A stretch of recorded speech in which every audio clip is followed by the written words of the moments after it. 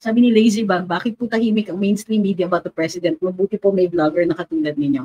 Marami kasi sa mainstream media o dun sa mga may-ari ng mainstream at saka dun sa mga may-ari at traditional media actually. At dun din sa ibang mga tao, ayaw lang nila kasi kay Duterte. Kahit tama yung sinasabi natin, na kinakabahan sila na kakainin nila yung salita nila. Galit na galit kay Duterte pero nasa tama yung panig, ayaw nilang tulungan. Kumbaga, thank you kay Ma'am Ann. And dun ako naiinis. Okay?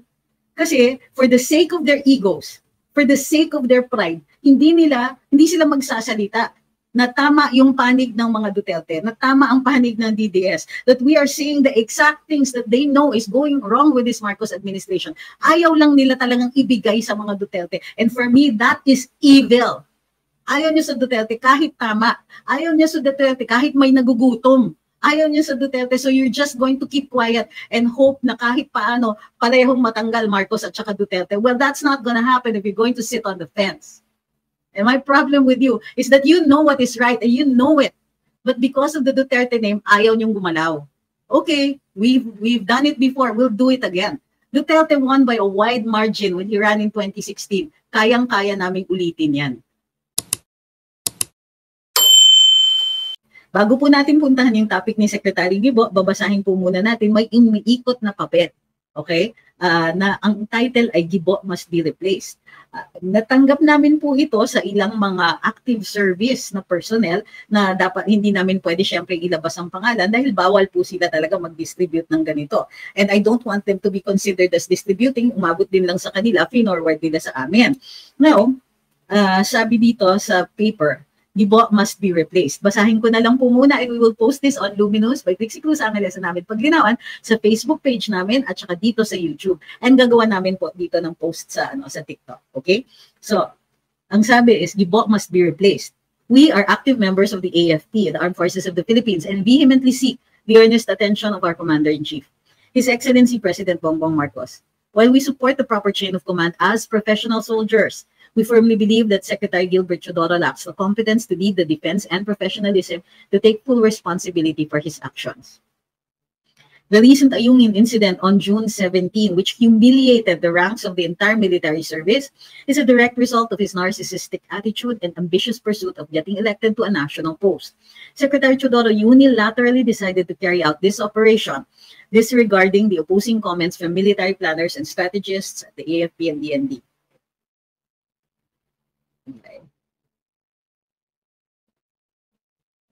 Okay.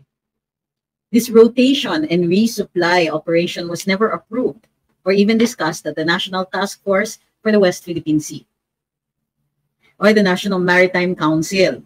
The planning of this abysmal military operation was never shared with any of the concerned government agencies that have a clear stake in the West Philippine Sea issue. This is precisely why it took so long for any of the agencies in the national government to issue a statement. While the People's Republic of China dominates the social media platforms with their version of the story, humiliating the Philippine Navy's elite force. The lack of information for the officials to counter China narratives was further exacerbated by Secretary Gibo's strict order of a news blackout. While our soldiers were being ridiculed and judged publicly with the only violation of complying with his orders, he remained quiet and never took responsibility for this operation. As an experienced politician, he only took the spotlight when he saw the right timing.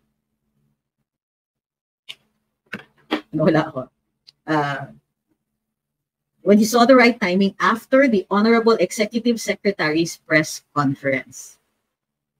Ulit ha. As an experienced politician, he only took the spotlight when he saw the right timing after the Honorable Executive Secretary's press conference.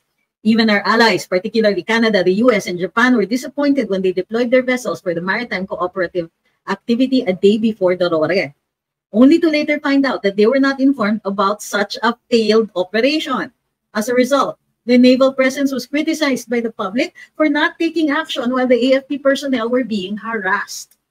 Secretary Gibo's hasty and unreasonable decision to push for the military-led Rore operation indicates a lack of strategic thinking in managing our WPS. It appears that his main concern is to maximize his own publicity rather than considering the potential consequences and risks of such an operation. It is concerning that he failed to take into account the high possibility of miscalculation and the potential escalation to war. The morale of a significant number of our top-ranking general officers is currently low. This can be attributed to the fact that meritocracy and qualifications were not given priority when appointing AFP unified commanders. Naku, matagal ko nang sinasabi to. Instead, selections were made solely based on his personal choices. The Board of Generals has become the Board of Gibo. Furthermore, there is frustration and anger within the AFP regarding the unceremonious relief of Vice Admiral Abet Carlos, a 3-star general who is currently on floating status. We recognize such unfairness as Vice Admiral Carlos is a patriotic soldier with a lengthy military service to our country. Mr. President, we respectfully request your intervention to replace Defense Secretary Gilbert Chodoro. Our problem in the West Philippine Sea will only worsen if our Defense Secretary continues to prioritize his publicity stunts instead of de-escalating the tension that he has created. Sad. So, this is bad. Okay, this is really bad. Ilang beses na nabaliwala ang mga sentimiento ng ating mga sundalo at mga opisyal sa Armed Forces of the Philippines. Okay. Dito, ang pinakahinanaing nila, pinahiya. Nung nangyari yung sa Ayungin, super pahiya ang NAVSOG natin. This is the Navy Elite Group, the Special Operations Group.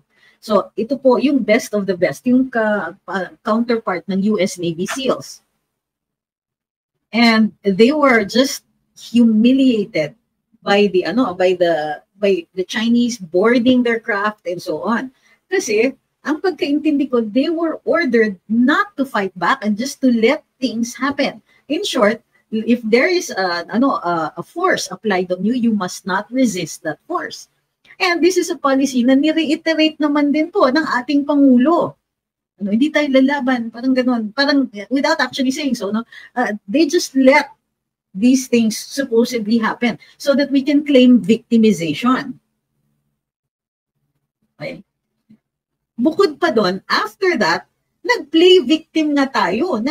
Made a big deal about that thumb. Now, of course, to the naval personnel whose thumb it was, it is a big deal. And yes, since this is in the line of duty, he does deserve whatever rewards or recognition there is in that manner. But really, the recognition, ang sinasabi ng ating side is that the patience and restraint shown by our Navy personnel, they were ordered not to retaliate or not even to defend themselves.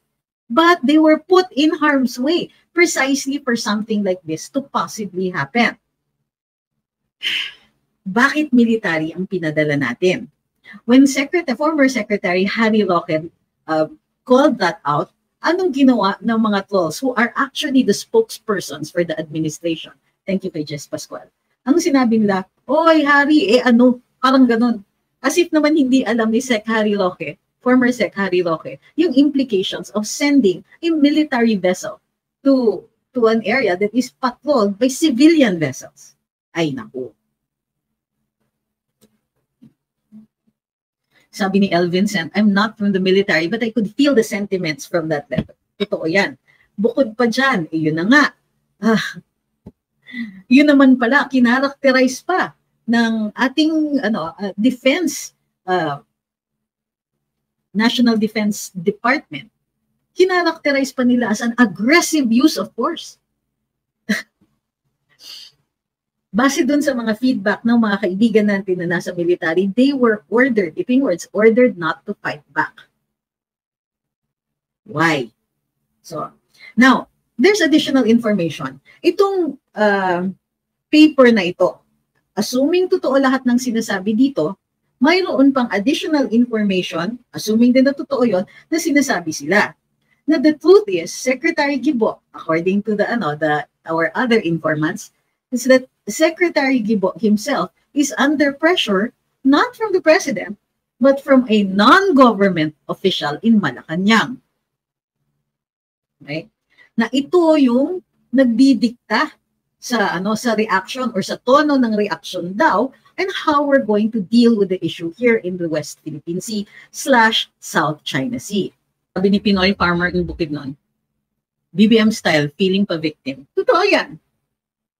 Natatawa nga ako eh. Even their trolls, no, yung mga pa-victim trolls, at bukod dyan, yung mga, wala silang masagot, so sasabihin na lang, ayun si Trixie, ang laki ng bibig. Di ba?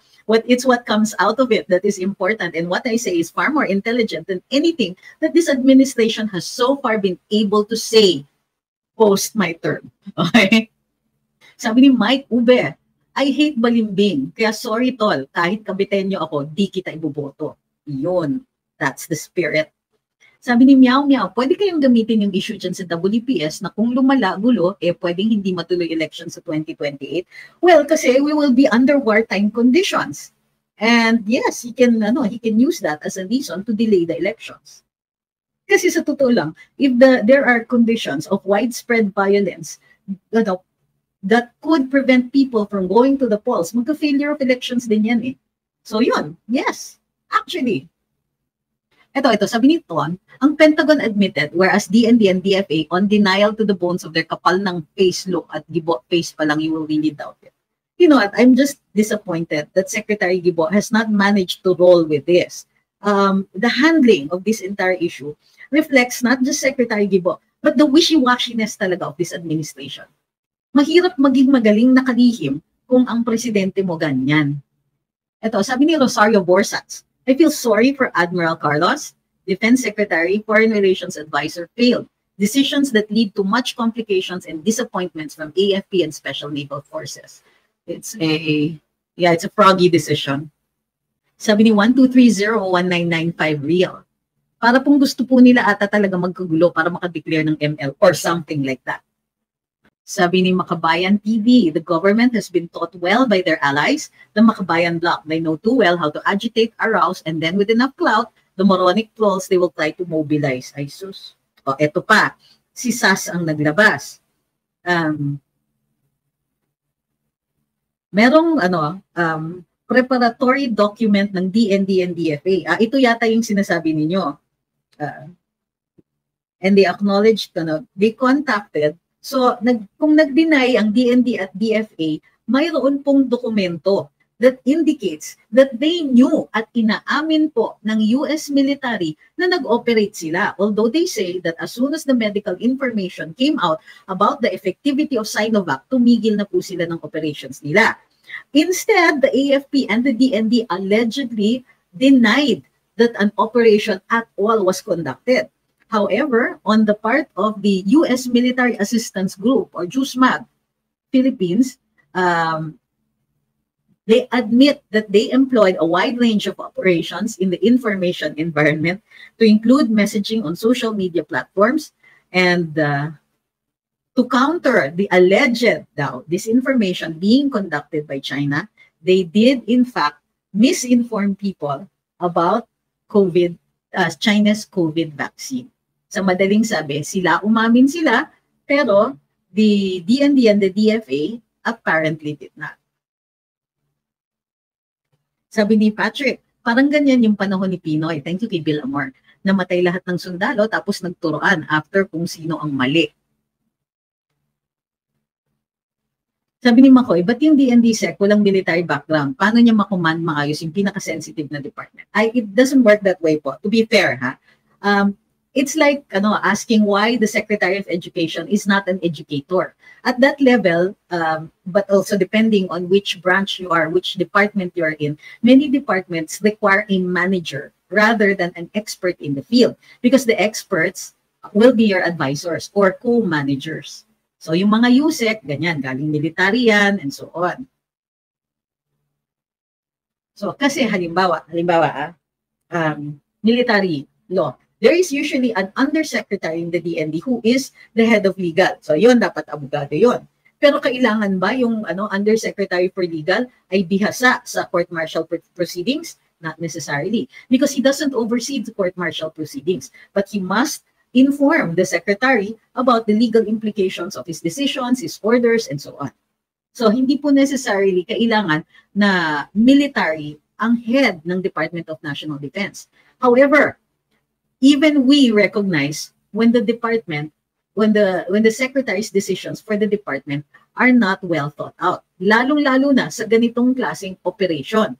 Now, usually kapag operational decisions, iniiwan yan doon sa mga sa head ng AFP and so on. But in this case, there was a direct participation by the secretary.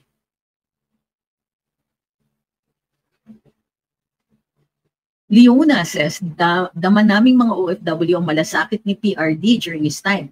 Passport, ginawang 10 years ang validity at marami pang iba na wala kaming maramdaman from this administration. Sabi ni Ma'am BF, you guys have Tolentino, we have Trillanes. Yes, and feel namin kayo.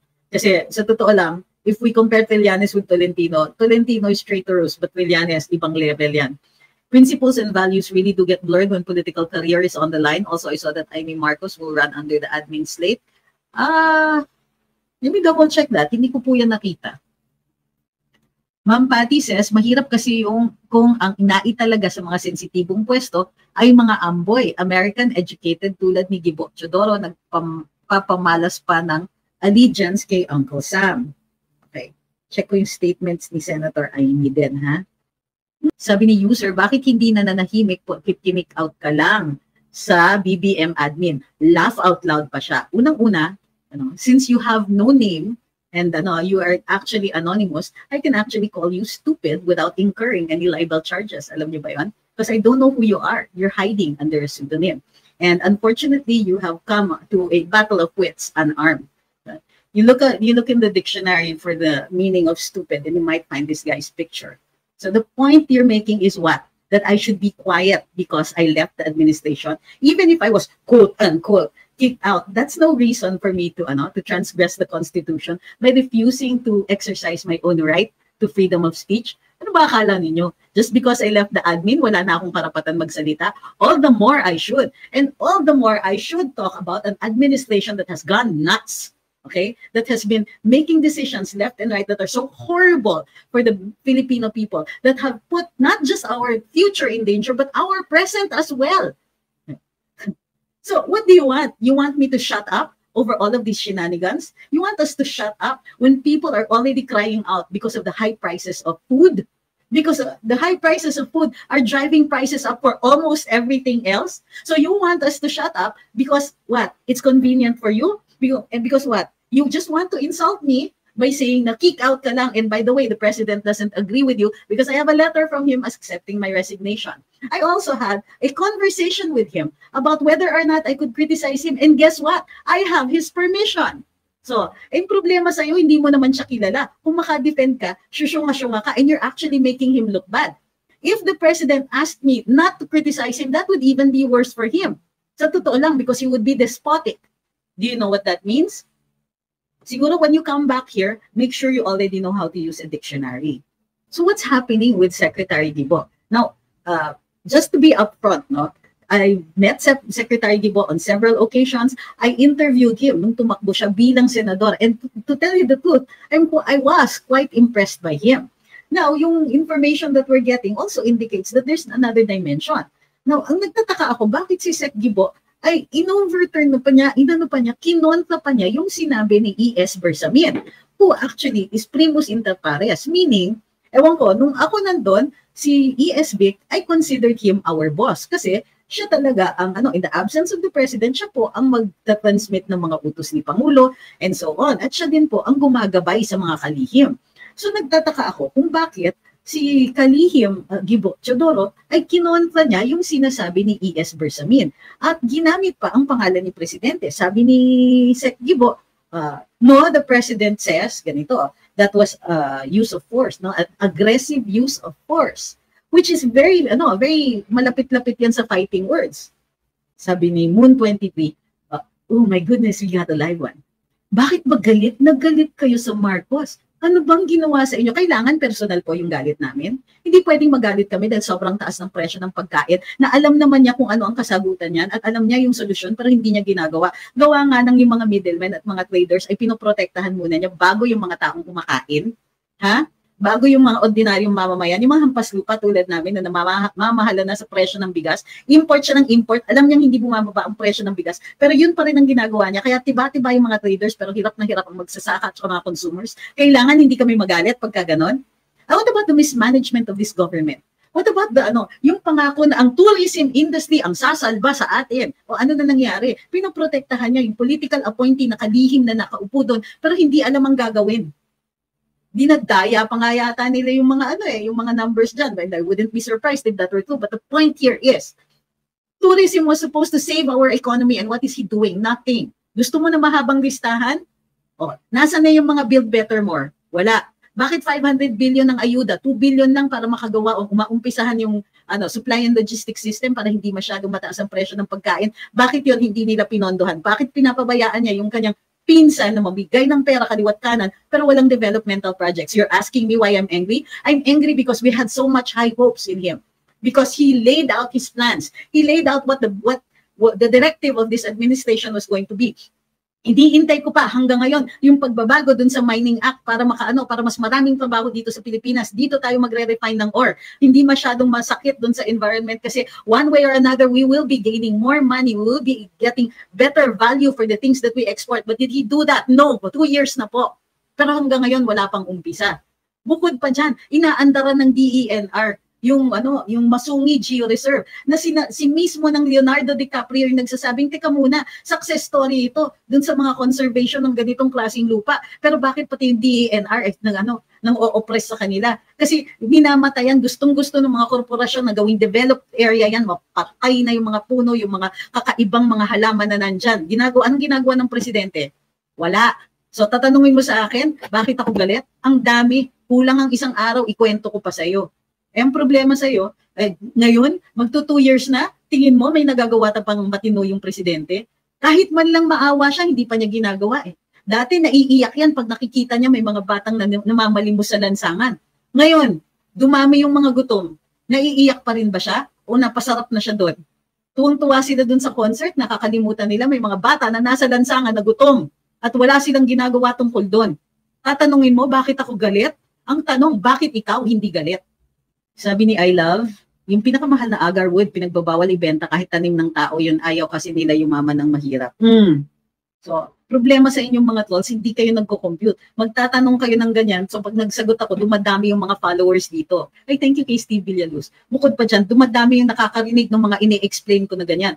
Kayo, anong nagawa ninyo para i-overturn yung steamrolling, snowballing impression that this government is not just incompetent, it is leading us to perdition. Maswerte pa nga tayo kasi kahit paano, somebody's common sense prevailed at sinabi ng Pangulo, o de-escalate na. Alam mo kung bakit? Kasi umamin na nga ang USDND na sila na nga ang nag-disinformation campaign. Hindi kaya ng presidente kontrolin yung sarili niyang mga tao para magsabi sila ng totoo. How hard is that? Siya na nga ang presidente, hindi pa siya sinusunod ng mga tao niya. Sabi ni SNS, yung concert talaga grabe, sila lang nakagawa niyan kung Andy Lustay tayo, bayad tax sila Lustay. Yan ang problema. Pupunta kayong mga calls dito, anong mangyayari? Isa-second lang ng mga followers dito, yung sinabi ko. And so what? What have you done? O pag bumalik kayo dun sa mga operator nilo, anong ilalagay ninyo sa accomplishment report ninyo na nakapag-komento kayo ng ganyan? Pero wala naman kayong nakumbinse. Sayang pera ng bayan sa inyo. Well, mabuti na rin kasi puro peke kayo dyan. Sabi ni Rijo, kahit anong gawin mo, attorney, presidente pa rin si PBBM. Bakit? Sinabi ba namin tatanggalin namin siya? Ikaw, nag-i-insinuate ka ng crime. Alam mo bang libel yan? Tinuruan ka ba ng operator ninyo what to say or what not to be able to say? Kasi mamaya, pag ako nag-report sa iyo at in-raise ka, then we can file a libel case against you. Puprotektahan ka ba ng operator mo o ng presidente mo? Sa tingin mo, pupuntahan ka niya sa hearing mo at sasabihin, thank you for your service, pero makukulong ka pa rin? Buti kung libel lang ang iyaano ko sa iyo. Kaya huwag ka masyadong brave. Sasabihin mo, presidente pa rin si BBM. So what? Yun ba yung nireklamo namin? Ang sinasabi namin, he's incompetent as a president. Ikaw ang nagsasabing pa rin. Meaning you're insinuating that somebody wants to remove him. Baka ikaw yun. Ayan, baka inciting to sedition ka na. Tingin mo, Pag ikaw na-aresto, sino sa atin ang iiyak? Sabi ni Babayaga, some Filipinos are blind and deaf to what's happening, and mostly the problem is that some Filipinos are spreading misinformation deliberately.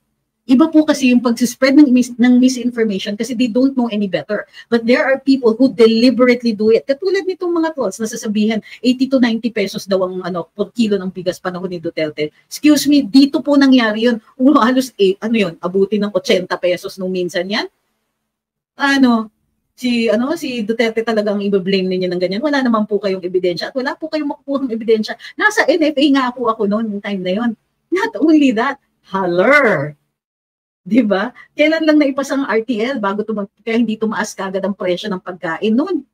Tumaas ng konti but it was never at this level. Kailan ba naging 50 ang presyo ng 1 kilong bigas panahon ni Duterte? Di umabot 47 at binabaan niya, ang pangako niya ibababa ng 7 pesos. 7 pesos less. Sus Mariosep. You cannot even understand basic Tagalog, basic Filipino. What are you even doing here? Attempting to convince people of your side. If you cannot string 2 sentences together, how can you convince people of what you're saying? Kumbaga, pupunta ka sa laban, yung basic na sandata mo ay yung paggamit ng mga salita, hindi ka marunong nun. Sabi ni Warley, binanggit mo about the price of bigas, pwede po bang magmura sa 80 sa taong comment pesos, 80 pesos ang kilo at isisi nila kay Duterte? Well, since hindi naman sila, wala naman tunay na pangalan, faceless, nameless, and apparently witless and brainless.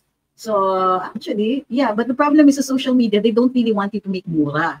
So you will have to be creative. You can tell him that, you look up his picture in the dictionary under the term stupid. Sabi ni Ma'am Sheila, the time during campaign, malabo na talagang 20 pesos per kilo para paano aasenso mga farmers. True. Actually, yung 20 pesos per kilo, ako pa nag-defend eh. Kaya nakaka-irritant tong mga na to eh. Itong mga trolls na to eh. It's so nauseating the way you claim na ako pa daw ang naninira. Ako pa nga ang nagsabi na yung 20 pesos per kilo, hindi po yan retail. Yung 20 pesos per kilo na pinangarap ng Pangulo ay farm gate prices, which even then was bad for the farmers. Masyado pa rin mababa. Dapat 24 pataas. Ang problema, puro middleman. O sige, let's say, bibilin mo ng 20 pesos dun sa magsasaka, pero ang benta mo ay 50 pesos. Ang mahal na on the part of the consumers, ang mura on the part of the farmers. So paano yun? Kayong mga trolls, aral-aralin niyo po yung sistema ng agrikultura. Ang problema, baka pag inaral niyo, magalit din kayo. Dito na po kayo sa DDS side. Di naman namin kayo tatanggihan. Armando Reyes, ang hirap kasi kay BBM, di niya naranasan ang sitwasyon ng pagiging mahirap, kaya wala siyang pakialam sa mahihirap na naghihikaw sa ngayon. Hindi lang siya weak leader, he's also the worst leader in the history of the PH. Ano po skin routine ninyo? Sabi ni Ava Cadavra. Marati naming inuulit dito, retinol, and hindi naman routine, pero this is what I use. Vitamin C, retinol, and sunblock. Every day yan, walang pantos. But sometimes dinadagdagan ko siya ng salicylic pagka sa tingin ko magkaka-pimples. Sabi ni Ma'am Rena, si Ma'am Rena kasi nagluluto ito eh. Kahit malagkit na bigas noon, 65 pesos ang kilo noon. Ang alam ko yung 80 hanggat 100 piso na per kilo, yung tinawon. Yung inaani sa rice terraces. Napakasarap kasi. At ang ibig sabihin kasi ng tinawon is 1 year, taon. Kumbaga, kasi once a year lang po ang once a year lang po ang pag-ani. Sabi ni Tanggol, di Magiba, 8 pesos lang ang per kilo ng palay ngayon po. Tapos 60 pesos per kilo ang benta sa consumers. So, balik tayo sa topic ha. Ayun, no? Pero tama kayo, may nagpadala sa akin ng link na maitim na, may amoy pa. Customer sa Kadiwa, inireklamo yung mabahong bigas. Naku. Sabi ni Tanggol, di Magiba, sobrang baba pagpili ng palay ngayon. Naiintindihan ko po, yun na nga eh. Yun nga yung sinasabi ko, ang tumitiba-tiba ngayon po, yung mga middlemen. Yung iba, bibilin nga yan yung palay, sila yung mag-shell, mag-refine and all that, mag-dry. Pero ang laki pa rin ang patong nila, hindi ka kinakaya ng ibang mga consumers. Ito ngayon parati kong sinasabi, umaabot na tayo dun sa punto na kahit piso na lang po ang itaas ng presyo ng bigas, may mga tao talaga hindi na talaga kakain. Ngayon palang hirap na ang mga mahihirap. Ano bang ini-expect natin? Hindi naman flexible ang mga salaries natin. Pag tumaas ang presyo ng bilihin, hindi rin agad tumataas ang wages and salaries. Ay, sabi ni Lazy Bag, bakit po tahimik ang mainstream media about the president? Mabuti po may vlogger na katulad ninyo. Marami kasi sa mainstream media o dun sa mga may-ari ng mainstream at saka dun sa mga may-ari, traditional media actually, at dun din sa ibang mga tao, ayaw lang nila kasi kay Duterte, kahit tama yung sinasabi natin, na kinakabahan sila na kakainin nila yung salita nila. Galit na galit kay Duterte, pero nasa tama yung panig, ayaw nilang tulungan. Kumbaga, thank you kay Ma'am Ann. And dun ako naiinis. Okay? Kasi for the sake of their egos, for the sake of their pride, hindi sila magsasalita na tama yung panig ng mga Duterte, na tama ang panig ng DDS, that we are seeing the exact things that they know is going wrong with this Marcos administration. Ayaw lang nila talagang ibigay sa mga Duterte. And for me, that is evil. Ayaw niya sa Duterte kahit tama. Ayaw niya sa Duterte kahit may nagugutom. Ayaw niya sa Duterte, so you're just going to keep quiet and hope na kahit paano parehong matanggal Marcos at saka Duterte. Well, that's not gonna happen if you're going to sit on the fence. And my problem with you is that you know what is right and you know it. But because of the Duterte name, ayaw niyong gumalaw. Okay, we've done it before, we'll do it again. Duterte won by a wide margin when he ran in 2016. Kayang-kaya naming ulitin yan. Sabi ni Beowulf, tama, we've done it before, kaya naming gawin uli. Syunga-syunga, Pati sabi nga dun sa mga handlers ninyo, okay, let's deal with this one. Talagang susunugin natin yung mga tropes, okay, yung mga ginagamit pa ulit-ulit ng mga trolls. Duterte daw nagbenta ng WPS. How can you sell something you don't own? Ha? Ano palibasa, sanay na sanay kayo dun sa binibenta sa inyo ng mga dilaw niwala naman kayo. Paano ibibenta? Hindi naman atin yan. But what we do have are rights to it. Easy nga so right to explore and exploit, di ba? So pwede naman natin ibenta, i-lease yung right na yon. Pwede natin i-long-term lease, pwede tayong mag-joint contract with any other government. So ano yung sinasabi ninyo? Unang-una, wala na, patunayan nyo nga yung sinasabi ninyong nabenta na pinagsasabi niyo dyan. Sige nga, ang problema sa inyo, lalakas ninyo magsalita ng ganyan, pero pag hinabla kayo, pag kinaladkad kayo sa hukuman, iiyak-iyak kayo, tapos sasabihin, hindi. Please. Pathetic. Panindigan nyo yan. Joy Aravan, ma'am, sana nanonood kayo regularly. Ilang beses na po namin in-explain yan. Sabi niya, what's your side na si Tatay Digong ang sinisi sa Pogos? Unang-una, ano yung nakakasisi dyan sa mga Pogos na yan? Hindi siya illegal kahit noon. Ang problema, unregulated siya. Kasi it has to be in the law na bawal siya. Unang-una, bakit yung ipagbabawal? Hindi naman nagkakagambling dito. Sila po ang nagmamanage offshore gambling yan. Yung gambling nangyayari sa China. Okay? So nagkakaroon tayo yung back office. Dito ginagawa dahil nga bawal sa China. Matagal nang ayaw ng China yan. Pero napagbigyan nila si Duterte kasi sabi ni Duterte, kailangan ng trabaho ng mga tao dito. So what did he do? Ayaw gumalaw ng Kongreso, kabagal-bagal gumalaw, hindi nagpapasa ng batas. Ginawa niyang regulatory body yung PAGCOR o di natuloy. So ano yung sinasabi? So what's wrong with the Pogos? Kayo, gumagawa kayo ng multo, sasabihin niyo, pinapasok ang Pogo. Unang-una, explain niyo sa akin kung bakit masama yon. Ang daming dinala na trabaho dito. Tumaas ang mga real estate values, kumita yung mga nagbebenta ng mga kondo, yung mga support industries, yung mga nagbebenta ng pagkain, nagbebenta ng mga lulutuin nila, and so on.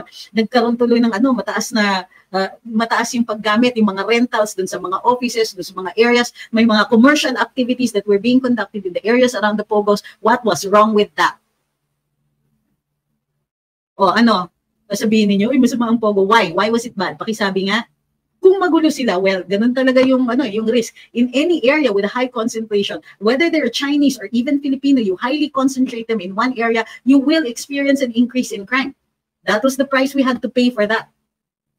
But with if PAGCOR wasn't very good at regulating it, kasalanan ng mga tao dun sa PAGCOR. Pero the fact was, kumita tayo dyan, and a lot of the kita in that was what we used to respond to COVID.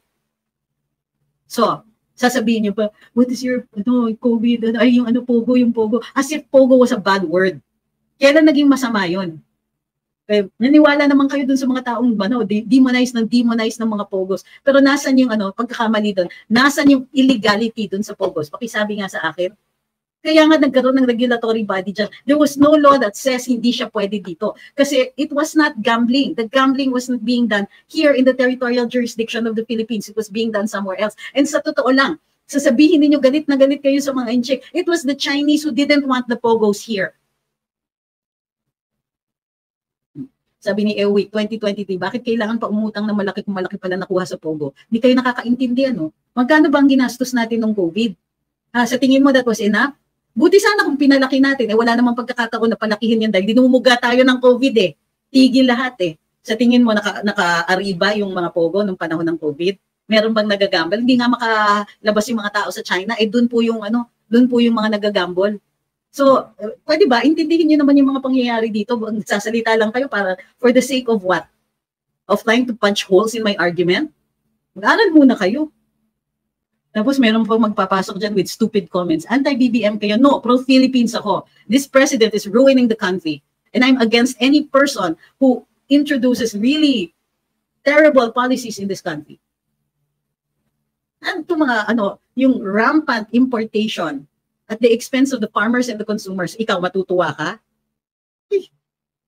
That's just the, if you listen here for no more than 10 minutes, you would already understand that it isn't even about the person anymore, but about the fact that so many bad decisions are being made in the name of the power issued by the president, by the power exercised by the president. So, what? Di ba kayo yung spokesperson? Again, another uninformed question. So what? No, I was never the spokesperson of the president. He spoke for himself.